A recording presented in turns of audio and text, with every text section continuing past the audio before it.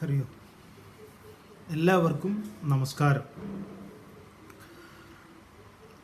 രാമായണത്തിലെ രാവണനും കുംഭകർണനും വിഭീഷണനും ഈ മൂന്ന് പേരെയും നമ്മൾ ഈ ചരിത്രപുരുഷന്മാരായിട്ട് എണ്ണുന്നതിൽ പ്രത്യേകിച്ച് ഗുണമൊന്നുമില്ല. മറിച്ച് ഭഗവത്ഗീതയുടെ ഗുണത്രയ വിഭാഗ യോഗത്തിലൂടെ നമ്മളവരെ മനസ്സിലാക്കുമ്പോഴാണ് നമ്മളിലെ രാവണനെയും നമ്മളിലെ വിഭീഷണനെയും നമ്മളിലെ കുംഭകർണനെയും നമ്മൾ തിരിച്ചറിയുന്നത്, കാണുന്നത്. അപ്പം സത്വഗുണത്തെ പ്രതിനിധാനം ചെയ്യുന്ന വിഭീഷണനും രജോ ഗുണത്തെ പ്രതിനിധാനം ചെയ്യുന്ന രാവണനും തമോ ഗുണപ്രധാനിയായിട്ടുള്ള കുംഭകർണനും. ഇവിടെ നമ്മൾ കണ്ടു ഗീതയിൽ ഭഗവാൻ 14-ാം അധ്യായം ഗുണത്രയ വിഭാഗ യോഗത്തിൽ സത്വഗുണം സുഖം കൊണ്ടും ജ്ഞാനം കൊണ്ടും ബന്ധിക്കപ്പെട്ടിരിക്കുന്നു. രജോ ഗുണം ആഗ്രഹങ്ങളെ കൊണ്ടും കർമ്മങ്ങളെ കൊണ്ടും ബന്ധിക്കപ്പെട്ടിരിക്കുന്നു. അതാണ് രാവണൻ്റെ ഒടുക്കത്തെ ആഗ്രഹങ്ങൾ. ലോകത്ത് എന്ത് നല്ലത് ആർക്കുണ്ടെങ്കിലും അതൊക്കെ മോഷ്ടിച്ച് കൊണ്ടുവരിക എന്ന ഒരു പരിപാടി. അത് വല്ലവൻ്റെ ഭാര്യയാണെങ്കിൽ പോലും. ഇതൊക്കെ നമ്മളിലുണ്ടോ എന്നുള്ളത് നമ്മൾ നോക്കണം. അന്യൻ്റെ സാധനങ്ങൾ നമ്മുടെ വീട്ടിലും ഉണ്ടായിരിക്കണം എന്നാഗ്രഹിക്കുക. ഇല്ലേ? അങ്ങനെ ഉണ്ടെങ്കിൽ ഏത് ഗുണമാണത്? അത് വളരെ പ്രധാനമാണ്. നമുക്ക് പലപ്പോഴും നമ്മുടെ കഥയായി, സ്വന്തം കഥയായി രാമായണത്തെയും മഹാഭാരതത്തെയും കാണുന്നത് ഇഷ്ടമല്ല. നമുക്കതിനെ പുറത്ത് നിർത്താനാണ് താല്പര്യം. എന്തായാലും ഗീത നമ്മൾ ഗുണത്രയ വിഭാഗ യോഗം ചർച്ച ചെയ്ത് രണ്ട് ഗുണങ്ങളിൽ, സത്വഗുണവും രജോ ഗുണവും എങ്ങനെയാണ് നമ്മളിൽ പ്രകടമാകുന്നത്, പ്രവർത്തിക്കുന്നത് എന്നുള്ളത് കണ്ടു. തമോ ഗുണത്തെക്കുറിച്ച് ഭഗവാൻ ഒന്ന് പറഞ്ഞു വെച്ചു. തമസ്ത്വജ്ഞാനജം വിദ്ധി മോഹനം സർവദേഹിനാം പ്രമാദാലസ്യ നിദ്രാദിഭി തന്നിബധ്നാനി ഭാരത. 8-ാമത്തെ ശ്ലോകം 14-ാം അധ്യായത്തിൽ. ഇതാണ് നമ്മൾ തുടങ്ങി വെച്ചത്. ഹേ അർജുന, ഭാരത, തമഹാതു, തമസ്സാകട്ടെ, അജ്ഞാനജം സർവദേഹിനാം മോഹനം വിദ്ധി. ഇത് അജ്ഞാനജമാണ്. അജ്ഞാനത്തിൽ നിന്നാണ്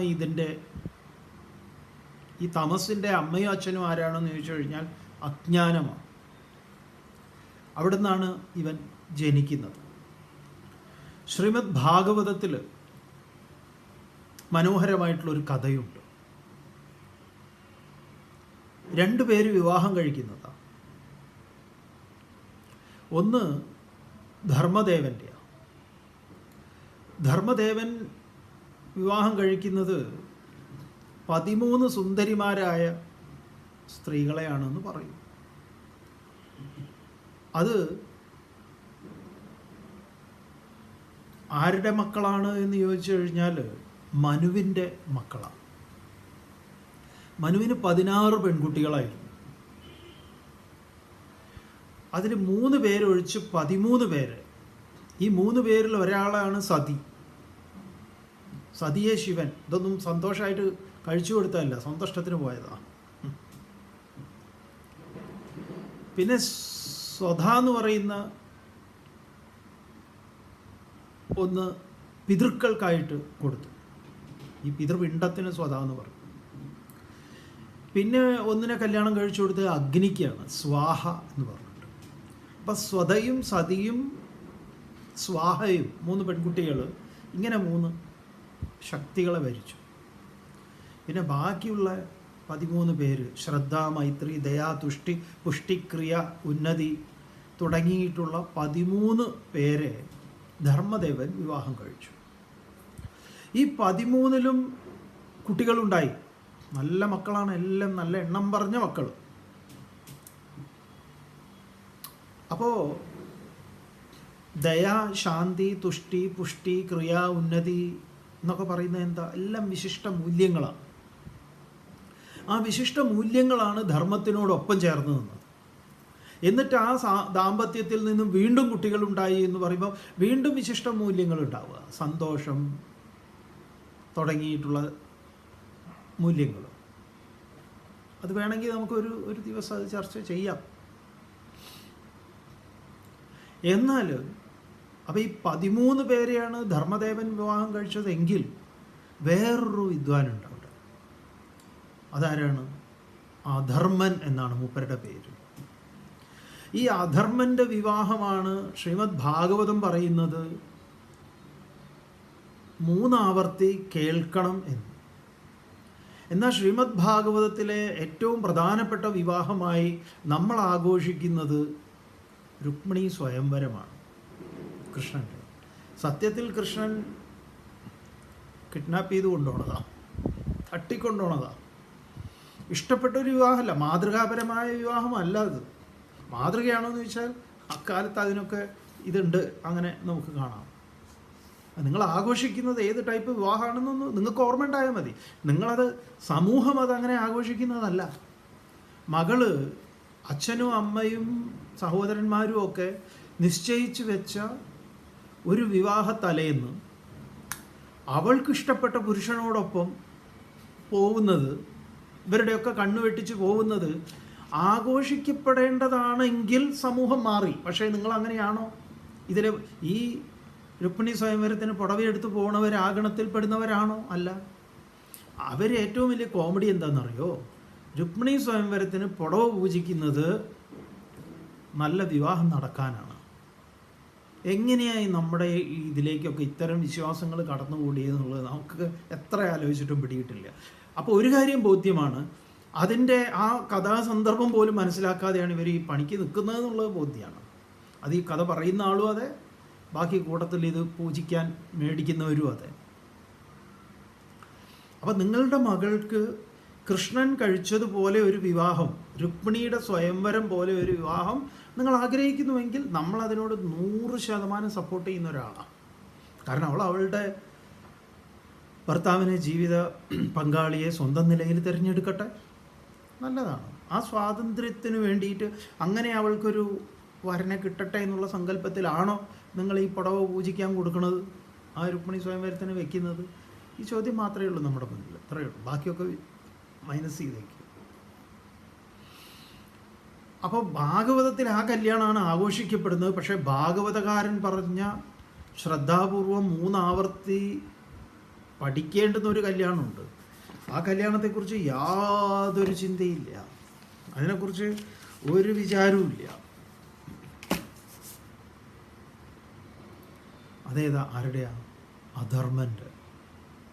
ത്രിശ്രുത്വ ഏതത് പുമാൻ, 3 ആവർത്തി ഇത് കേട്ടാൽ മനുഷ്യൻ അത് നേരെയാവുന്ന ദോഷങ്ങളിൽ നിന്നൊക്കെ മാറും. പക്ഷെ ഭാഗവത് എത്രയോ കാലമായിട്ട് കേൾക്കാൻ തുടങ്ങിയിട്ടുള്ളവർ ഈ കല്യാണത്തെക്കുറിച്ച് കേട്ടിട്ട് ഇല്ല.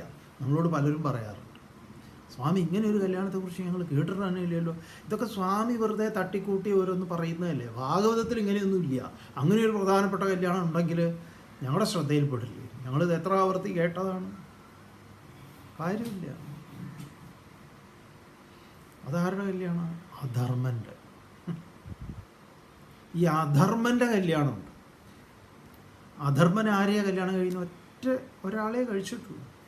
ഏകപത്നി വ്രതക്കാരനാണ്. പക്ഷെ അത് മതി, നഞ്ഞെന്തിന് നന്നാഴി എന്ന് ചോദിച്ചതുപോലെയാണ്.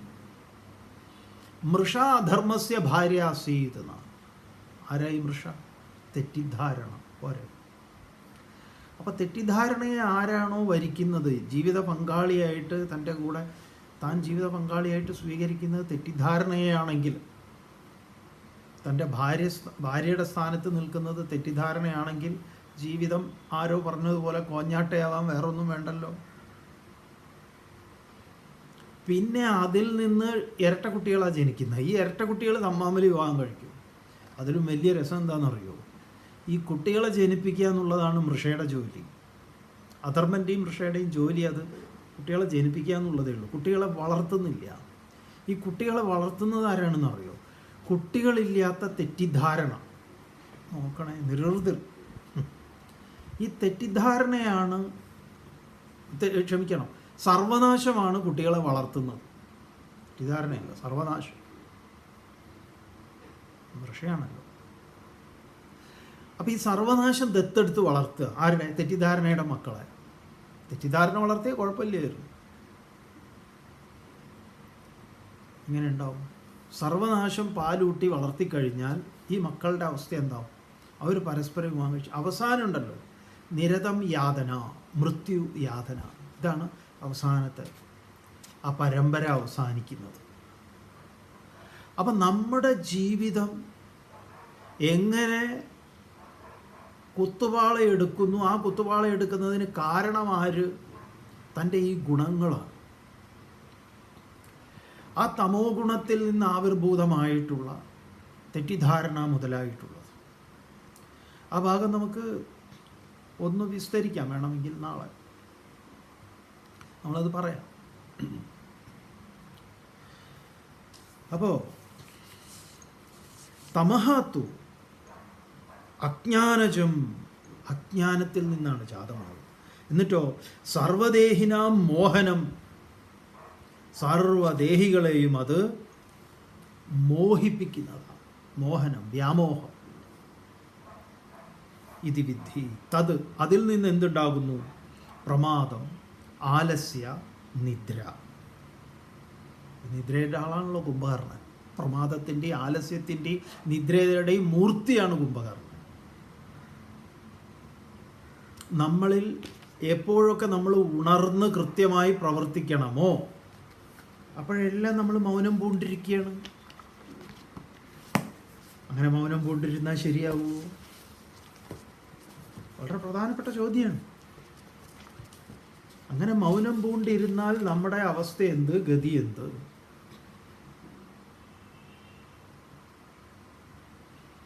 അപ്പോൾ ഉണരേണ്ടടുത്ത് നമ്മൾ ഉണരേണ്ടതില്ലേ?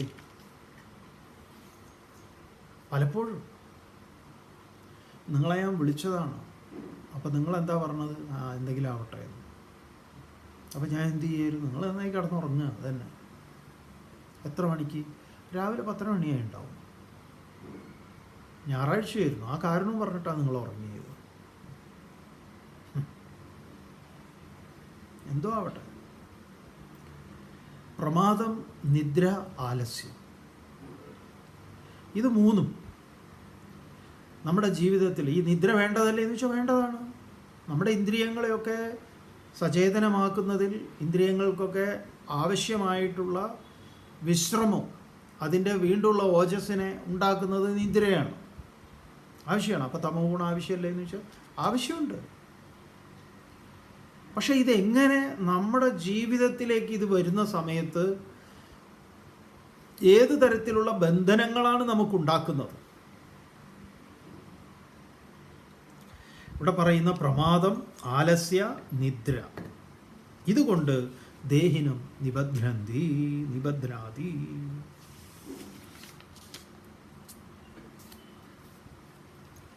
എന്താ ആലസ്യം എന്ന് പറഞ്ഞാൽ? സത്യം പറഞ്ഞാൽ നമുക്ക് എന്താണ് വേണ്ടത്, എനിക്ക് എന്താണ് വേണ്ടത് എന്ന് കൃത്യമായി അടയാളപ്പെടുത്താൻ, സ്വയമേവ അടയാളപ്പെടുത്താൻ സാധിക്കാത്ത ഒരു നിസ്സഹായ അവസ്ഥ. അത് തന്നെ ആലസ്യം. അതെനിക്ക് വേണ്ടതാണെന്ന് വന്നു കഴിഞ്ഞാൽ പിന്നെ ഞാൻ അലസനാവുമോ? ഇല്ല.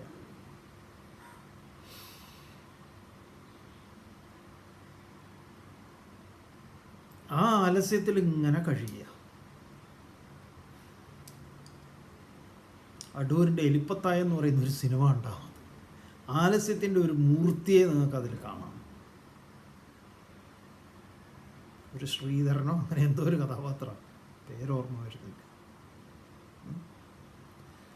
അതിൻ്റെ ഈ ആലസ്യത്തിൻ്റെ എക്സ്ട്രീം കാണിക്കുന്ന ഒരു സീനുണ്ട്. നമുക്ക് അത് എന്താ പറയുക, ചിലതൊക്കെ അങ്ങനെയാണ്. ഇവർ ഈ അടയാളപ്പെടുത്തുന്ന ചില സംഭവങ്ങൾ അത് അസാമാന്യമായ ഒന്നായിരിക്കും. എന്താന്ന് പറഞ്ഞാൽ ഇതെങ്ങനെ ഉമ്മർത്തിയിരിക്കുക. കരമനയാണ് അത് ചെയ്യുന്നത്. കരമന ജനാർദ്ദനൻ നായർ. എന്നാണ് ഓർമ്മ ശരിയാണെങ്കിൽ അങ്ങനെ തന്നെയാണ്.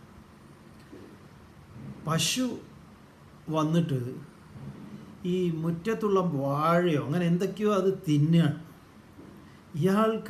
ഇയാളത് കണ്ടിട്ട് ആ പശുവിനോട് എന്തെങ്കിലും ഒന്ന് അതിനെ ഒന്ന് ആട്ടിവിടാനോ ഒന്നുമില്ലാതെ മൂപ്പരിങ്ങനെ എന്താ പറയുക,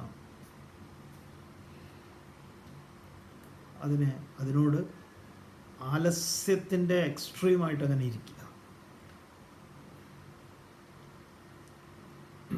അങ്ങനെയുള്ള ചില കാര്യങ്ങളൊക്കെ ഉണ്ട്. ഈ ചിന്മയാൻ സ്വാമിജി പറയുന്ന ഒരു ഭയങ്കര ഒരു ആലസ്യത്തിൻ്റെ ഒരു ഉദാഹരണമുണ്ട്. ഈ രാവിലെ ഒരാൾ ഇങ്ങനെ നടന്ന് ഒരു വീട്ടിലേക്കുള്ള വഴി ചോദിക്കുക. അപ്പോൾ നല്ല ഡിസംബർ, നല്ല തണുപ്പുള്ള സമയമാണ്. നമ്മുടെ വയനാടൻ ഭാഗത്താണ്, നല്ല തണുപ്പുള്ള ഒരു രാവിലെയാണ്. അപ്പോൾ വഴി ചോദിക്കുക. അപ്പോൾ അവിടെ ഈ പീടികയുടെ അവിടെയൊക്കെ ആയിട്ട് ഇങ്ങനെ 2-3 ആളുകൾ ഇങ്ങനെ കൈ കെട്ടിയിട്ട് ഇങ്ങനെ ഇരിക്കുന്നുണ്ട്. അപ്പോൾ ഈ തണുപ്പ് കൊണ്ട് ഇങ്ങനെ കൈ കെട്ടി അങ്ങനെ ഒരു ഇതായിട്ട് ഇരിക്കുകയാണ്. അപ്പോൾ ഈ വഴി ചോദിച്ച സമയത്ത് ഇയാളോട് ചോദിച്ചു എവിടെയാ വഴി, അങ്ങനെ ഇയാൾ ഒഴിവാക്കാൻ വേണ്ടി ഇങ്ങനെ ഒന്നും പറയാതിരിക്കുക. അപ്പോൾ പിന്നെ അയാൾ പറയും ഈ മുട്ടുകൊണ്ട് ഇങ്ങനെ നേരെ പോയിക്കോളാം, ആ കൈയൊന്ന് നിവർത്തി ഇങ്ങോട്ട് പറയുന്നതിന് പകരം മുട്ടുകൊണ്ട് നേരെ പോയിക്കോളാം. അപ്പോൾ ഇതൊക്കെ സ്വാമിജി ആലസ്യത്തിൻ്റെ ഒരു ഇതിലിരിക്കുന്ന സമയത്ത് ഒന്ന് കൈ ഉയർത്തി ഈ, അപ്പോൾ സ്വാമിജി അതും പറയുന്നുണ്ട്, ബീഡി ഇങ്ങനെയാണ് വലിക്കുന്നതാണ്, ആ ഒരു മൂമെൻറ്റ് മാത്രമേ ഉള്ളൂ. അതുകൊണ്ട് മൂപ്പർക്ക് ഇതൊക്കെ എടുത്തു മാറ്റി കാണിച്ചു കൊടുക്കാൻ കുറച്ച് ബുദ്ധിമുട്ടുണ്ടായി. ചില സമയത്ത് നമ്മളിങ്ങനെ ഈ ആലസ്യം പിടികൂടും. അപ്പോൾ എന്തുകൊണ്ടാണത്, എന്താണ് എനിക്ക് വേണ്ടത് എന്ന് നിശ്ചയമില്ലാത്ത സമയത്ത് നമ്മൾ ഈ ഒരു അവസ്ഥയിൽ എത്തിച്ചേരും. അതാണ് ആലസ്യം, അല്ലാതെ എന്തെങ്കിലും ആലസ്യം എന്നുള്ളതല്ല. അതുകൊണ്ട് എനിക്കെന്ത് വേണം, ഈ വാഴ ആര് തിന്നട്ടെ, പശുവോ എന്തോ ആവട്ടെ, അതിൽ എനിക്കെന്തെങ്കിലും ഈ വീടുമായിട്ട് എനിക്കെന്തെങ്കിലും ഉത്തരവാദിത്വം ഉണ്ടോ? മുറ്റത്ത് ഉണക്കാനിട്ടത് വന്ന് കാക്ക എങ്ങനെ വന്ന്, അല്ലെങ്കിൽ കോഴി, അത് എന്തെങ്കിലുമൊക്കെ. ഈ പണ്ടൊക്കെ, ഇപ്പോഴൊന്നും ആ പരിപാടി ഇല്ലല്ലോ. കാക്കയെ നോക്കുക, കോഴിയെ നോക്കുക, ഇതൊക്കെയാണ് പണ്ടൊക്കെ നമ്മൾ കുട്ടിക്കാലത്ത് ഇതൊക്കെ ചെയ്തിട്ടുണ്ട്. ഈ മുളക് മേടിച്ച് കൊണ്ടുവന്ന് ഉണക്കാനിടും, എന്നിട്ട് സ്വന്തം നിലയ്ക്ക് ഇടിച്ചിട്ടൊക്കെയാണല്ലോ അത് പൊടിയാക്കുക, മുളക് പൊടിയാക്കുക. അപ്പോൾ ഇത് ഈ ഉണക്കാനിട്ട് കഴിഞ്ഞാൽ കാക്ക വന്ന് എടുത്തുകൊണ്ട് പോകും. അപ്പോൾ അതിൽ നോക്കി അവിടെ ഇരിക്കണം. അപ്പോൾ ഇങ്ങനെ ഈ പല സാധനങ്ങളൊക്കെ ഉണക്കാൻ, അരി ഇതുപോലെ കഴുകി ഇടിക്കാൻ വേണ്ടി ഈ പൊടിക്കുന്നതിന് മുമ്പായിട്ട് അരി നന്നായി കഴുകി ഉണക്കണം, എന്നിട്ടാണ് അത് പൊടിക്കുക. ഗോതമ്പാണെങ്കിലും അതൊക്കെ കഴുകി ഉണക്കിയിട്ട് പൊടിക്കുക. സ്വന്തം വീട്ടിൽ ഉരലിട്ട് ഇടിച്ച് പൊടിക്കുന്നതും പൊടിപ്പിക്കാൻ മില്ലിൽ കൊണ്ട് പൊടിപ്പിക്കുന്നതിനും എല്ലാം കഴുകി ഉണക്കുന്ന ഒരു പരിപാടിയുണ്ട്. ഈ കഴുകി ഉണക്കാനിടുമ്പോൾ ഇത് നോക്കാനിരിക്കണം. അപ്പം ഇങ്ങനെ അടൂരിൻ്റെ സിനിമയിൽ കണ്ട പോലെ ഇരുന്നാലോ, നല്ലോണം ഇടി കിട്ടും അമ്മമ്മയോട്. അപ്പം ചുരുക്കി പറഞ്ഞാൽ ഇതാണ്,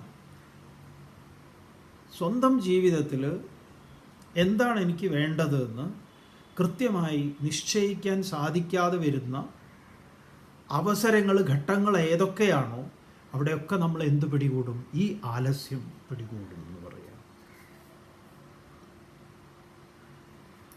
ഇനി യാതൊരു ഇതുമില്ല.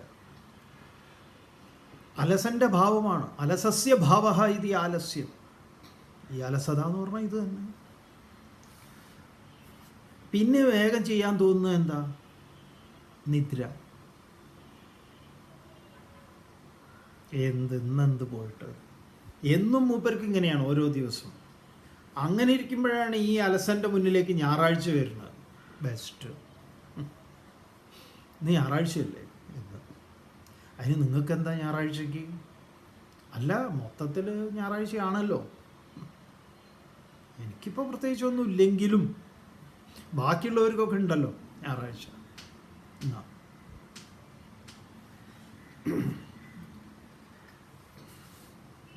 തുടർന്ന് ഭഗവാൻ ആ ആദ്യം പറഞ്ഞതിനെ ഒന്നുകൂടെ സംഗ്രഹിക്കുക. സത്വം സുഖേ സഞ്ജയതി രജഃ കർമ്മണി ഭാരത ജ്ഞാനമാവൃത്യ തു തമഃ പ്രമാദേ സഞ്ജയത്യുത. 9-ാമത്തെ ശ്ലോകം. സത്വം സുഖേ സഞ്ജയതി രജഃ കർമ്മണി ഭാരത. ഹേ ഭാരത, അല്ലയോ അർജുന, സത്വം സത്വഗുണം സുഖേ സുഖത്തിലും രജോ ഗുണം കർമ്മണി സഞ്ജയതി കർമ്മത്തിലും ചേരും. ഇന്നലെ നമ്മൾ വിസ്തരിച്ച് കണ്ടതാണ്. സുഖം, സന്തോഷം, ആഹ്ലാദം, ആനന്ദം. ആനന്ദം എന്ന് പറയുന്നത് അതിൻ്റെ എക്സ്ട്രീം.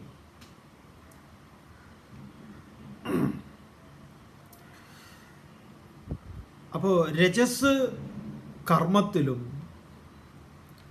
സുഖത്തിലും, രജ കർമ്മണി, സത്വം സുഖേ, സത്വം സുഖത്തിലും രജ കർമ്മണി സഞ്ജയതി ചേരും.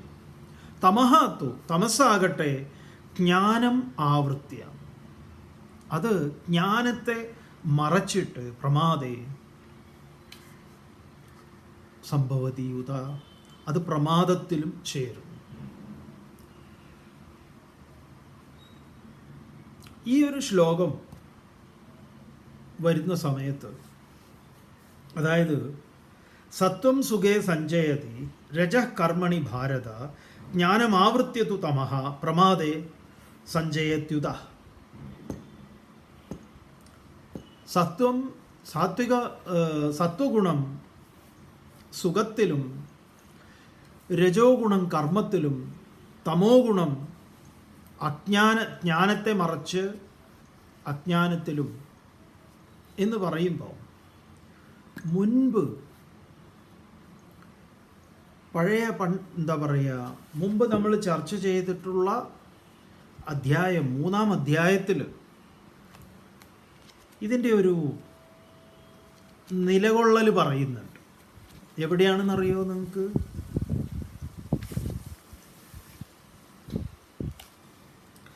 മൂന്നാം അധ്യായത്തിൽ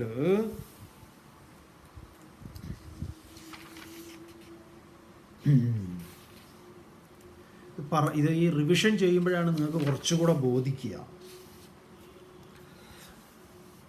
അതായത് നമ്മൾ മുമ്പ് നിങ്ങളോട് പറഞ്ഞു, അർജുനൻ ചോദ്യം ചോദിച്ച സമയത്ത് അതൊക്കേന പ്രയുക്തോയം പറഞ്ഞത്, ഈ പാപം ചരതി പൂരുഷ പറഞ്ഞ സമയത്ത് അവിടെ ഭഗവാൻ പറഞ്ഞല്ലോ 37-ാമത്തെ ശ്ലോകം, 3-ാം അധ്യായത്തിലെ 37-ാമത്തെ ശ്ലോകത്തിൽ എന്താ പറഞ്ഞത്? കാമയേഷ ക്രോധയേഷ രജോ ഗുണ സമുദ്ഭവ മഹാശനോ മഹാപാപ്മ വിദ്യേന മിഹ വൈരിണം. ഇത് എവിടെ നിന്നുണ്ടാകുന്നതാ?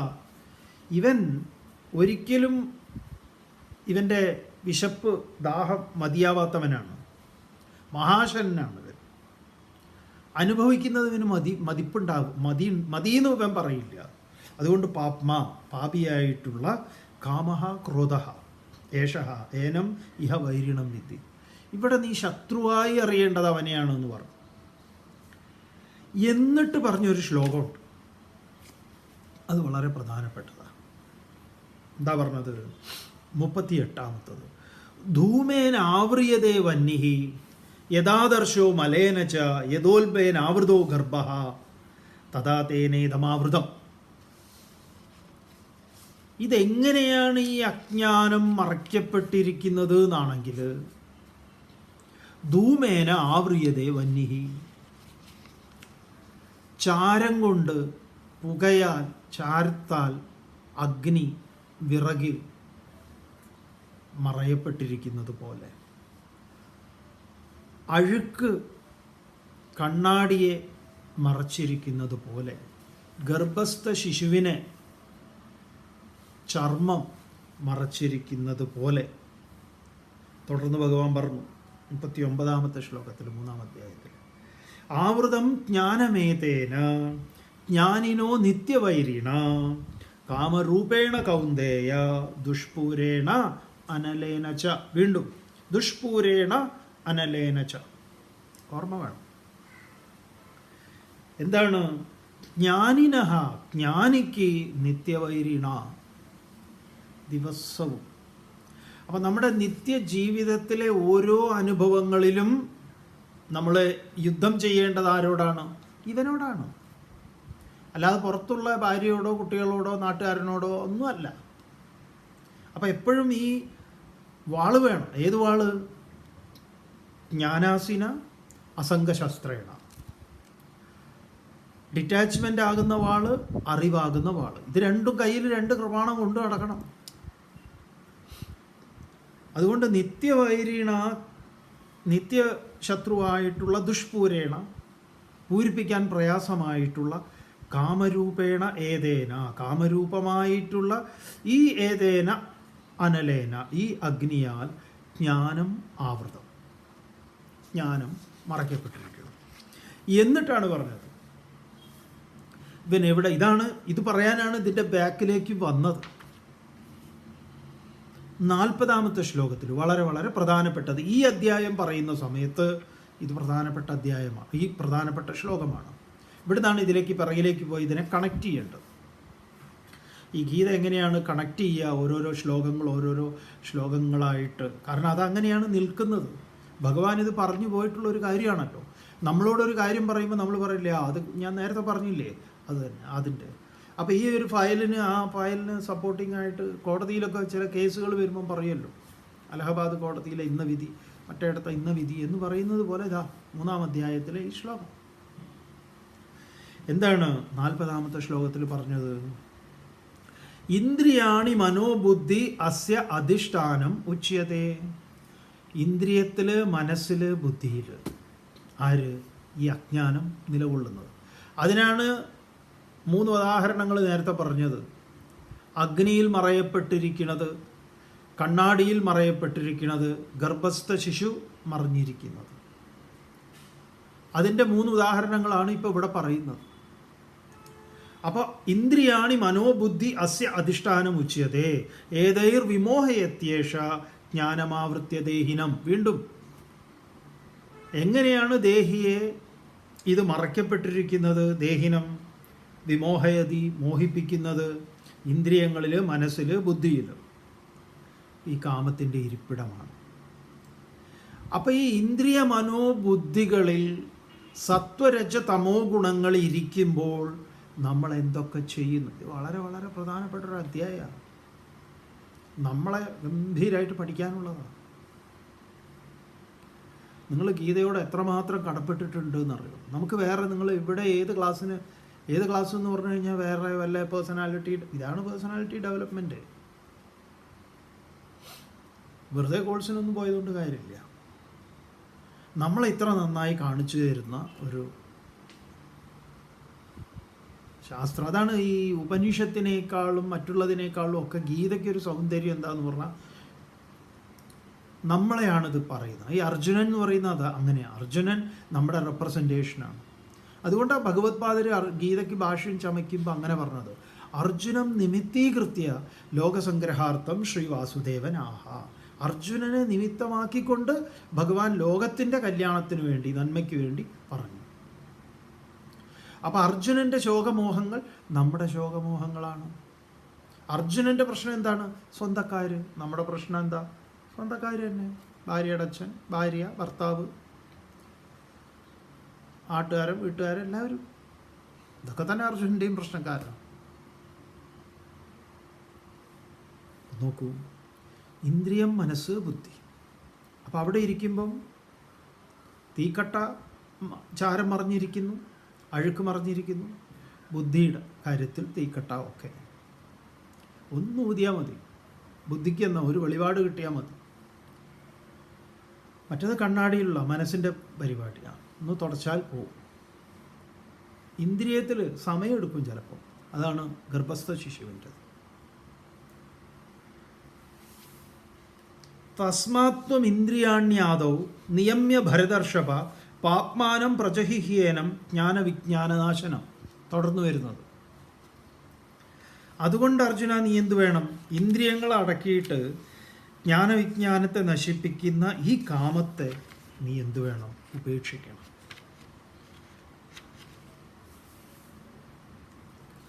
അങ്ങനെയാണ് ഭഗവാൻ കഠോപനിഷത്തിന് കണക്കമായിട്ടുള്ള, കഠോപനിഷത്തിന് സമാനമായ ഒരു ശ്ലോകം അവിടെ പറയുന്നത്. ഇന്ദ്രിയാണി പരാണ്യാഹു ഇന്ദ്രിയേഭ്യ പരം മനഃ മനസ്സസ്തു പരാബുദ്ധി യോ ബുദ്ധേ പരതസ്തു സഹാ. ഏവം ബുദ്ധേ പരം ബുദ്ധ്വാ സംസ്തഭ്യാത്മാനമാത്മന ജഹി ശത്രും മഹാബാഹോ കാമരൂപം ദുരാസതം. അർജുനനോട് ജയിക്കാൻ പറഞ്ഞത് ദുര്യോധന്യോ ദുശാസന്യോ ശകുനിയാമനയോ ഒന്നുമല്ല, ഇതിനെയാണ്. ഇതിനെ ജയിക്കുന്ന അവർ. അങ്ങനെയാണ് 3-ാം അധ്യായം ഉപസംഹരിക്കപ്പെട്ടത്, ആ ഭാഗം പറഞ്ഞിട്ടാണ്. അപ്പം ഇവിടെ സത്വവും രജസ്സും തമസ്സും, അവിടെ ഭഗവാൻ സത്വത്തെക്കുറിച്ചോ രജസ്സിനെ കുറിച്ചോ ഒന്നും അങ്ങനെ കൂടുതൽ പറഞ്ഞിട്ടില്ല. തമസ്സിനെ പറഞ്ഞിട്ടുണ്ട്. അജ്ഞാനത്തിൽ നിന്ന് ജനിച്ചവൻ, അജ്ഞാനത്തെ പറഞ്ഞു. അതിൻ്റെ രൂപമായിട്ടുള്ള കാമത്തെ പറഞ്ഞു. അപ്പോൾ ഇവിടെ കാമത്തിൻ്റെ എന്താ പറയുക, കുടുംബത്തെ എണ്ണുക. മുത്തശ്ശൻ, ഇവൻ ഏത് വംശത്തിൽ പെടും? കാമൻ ചെറുമകനാണെങ്കിൽ ഇവൻ്റെ മുത്തശ്ശനാര്, മുത്തശ്ശിയാര്, പിതാമഹനാര് എന്ന അന്വേഷണം വരുമ്പോൾ അടിയാധാരം പരിശോധിക്കുക ഭഗവാൻ ഇവിടെ. എന്തിനാ അപ്പം നമ്മൾ ഇവിടുന്ന് 3ലേക്ക് പോയത്? കാരണം നിങ്ങളിതെല്ലാം പഠിച്ച് കേട്ടുവരുന്നവരാണ്. ഇനി ആരെങ്കിലും പുതുതായിട്ട് കേൾക്കുകയാണെങ്കിൽ പോയിക്കോളൂ പിറകിലേക്ക്, 3ലേക്ക്. അപ്പോൾ ഇത് രണ്ടും കൂടെ കണക്റ്റ് ആകുമ്പോൾ ഉണ്ടല്ലോ, നിങ്ങൾക്ക് തന്നെ ഒരു വെളിപാട് കിട്ടും. എന്ത് ഗംഭീരമായിട്ട് കോർത്തിണക്കിയിട്ടാണ് ഈ ഗീത ഇങ്ങനെ മനോഹരമാക്കി കോർത്ത് വെച്ചിട്ടുള്ളത്. ഇനി തുടർന്ന് 18 അധ്യായം വരുമ്പോൾ നമ്മൾ ഇതേപോലെ പിറകിലേക്ക് പോകേണ്ട കാര്യമുണ്ട്. കാരണം ഇവിടെ ഹാസ്യാണ് നടക്കുന്നത്. ആകുന്നു, നമുക്ക് ആവേണ്ടതുണ്ടല്ലോ, ഈ സത്യവുമായി തീരേണ്ടതുണ്ട്. അപ്പം സത്വം സുഖേ സഞ്ചയതി രജകർമ്മണി ഭാരത ജ്ഞാനമാവൃത്യ തു തമഃ പ്രമാദേ സഞ്ചയതി ഇതി ഉദാ. ഇതിങ്ങനെയാണ് ഓരോന്നും ചേർന്നിരിക്കുന്നത്. അതുകൊണ്ട് തുടർന്ന് 10-ാം ശ്ലോകത്തിൽ ഭഗവാൻ പറയണു, രജസ്തമശ്ചാഭിഭൂയ സത്വം ഭവതി ഭാരത രജഃ സത്വം തമശ്ചൈവ തമസ്സത്വം രജസ്തഥാ. ഇനി ഇതിൻ്റെ കോമ്പിനേഷൻ പറയുക. ആദ്യത്തിനെ വേർതിരിച്ച് പറഞ്ഞു, സത്വത്തെയും രജസ്സിനെയും തമസ്സിനെയും. ഇനി ഇതിൻ്റെ മിക്സ്ചർ. കാരണം നമ്മളിൽ ഓരോന്നും എങ്ങനെ ഏത് കയറി നിൽക്കുന്നു, ഏത് കുറഞ്ഞു നിൽക്കുന്നു, അങ്ങനെയുണ്ട്. അപ്പോൾ ഇതെങ്ങനെയാണ് ഇന്ദ്രിയങ്ങളിൽ, അതാണ് പ്രധാനം. നമ്മുടെ ഇന്ദ്രിയങ്ങളിൽ എന്തിലൊക്കെ? മനസ്സിൽ, ബുദ്ധിയിൽ, ശരീരത്തിൽ. ഇതെങ്ങനെ നിലകൊള്ളും? ഏതേത് അളവിൽ? ഇപ്പോൾ നമ്മളൊരു ഉദാഹരണം പറയാം. പതിവായി ചൂടുവെള്ളത്തിൽ കുളിക്കുന്ന ഒരാൾ, ചൂടുവെള്ളം ഇല്ലെങ്കിൽ മൂപ്പർക്ക് കുളിക്കുന്ന കാര്യം കേരളത്തിൽ ചൂടുവെള്ളം ഇല്ലെങ്കിൽ ശരിയാവില്ല. അതെത്ര ചൂടാണെങ്കിലും ചൂടുവെള്ളം നിർബന്ധം. കാരണം എന്താന്ന് പറഞ്ഞാൽ നമ്മുടെ ഇവിടെ വരാറുണ്ട്, ആശ്രമത്തിൽ വരാറുണ്ട് പലരും. ഇവിടെ ചൂടുവെള്ളം, റൂമിൽ ഗീസറൊന്നുമില്ല. സംഭവം ആളുകൾ പറയും 5 സ്റ്റാർ സെറ്റപ്പാണ്, അതാണ് ഇതാണെന്നൊക്കെ. പക്ഷെ നമ്മുടെ കാലാവസ്ഥയിൽ വെറുതെ എന്തിനാ ചൂടുവെള്ളത്തിൻ്റെയൊക്കെ ആവശ്യം? അതില്ല. അതുകൊണ്ട് പലരും പറയുന്നുണ്ട് ചൂടുവെള്ളം വേണം. നോക്കാം. ഉദാഹരണം എന്താന്ന് പറഞ്ഞാൽ, ചൂടുവെള്ളത്തിൽ കുളിച്ച് ശീലമായിട്ടുള്ള ഒരാൾ പച്ചവെള്ളത്തിൽ കുളിക്കണം. പച്ചവെള്ളം എന്ന് പറഞ്ഞാൽ നല്ല തണുത്ത കൊടുമ്പിരി കൊണ്ട വെള്ളമൊന്നുമല്ല. കേരളത്തിലെ പച്ചവെള്ളം എന്താ അറിയാമല്ലോ. അതെ. അപ്പം അതിൽ കുളിക്കാൻ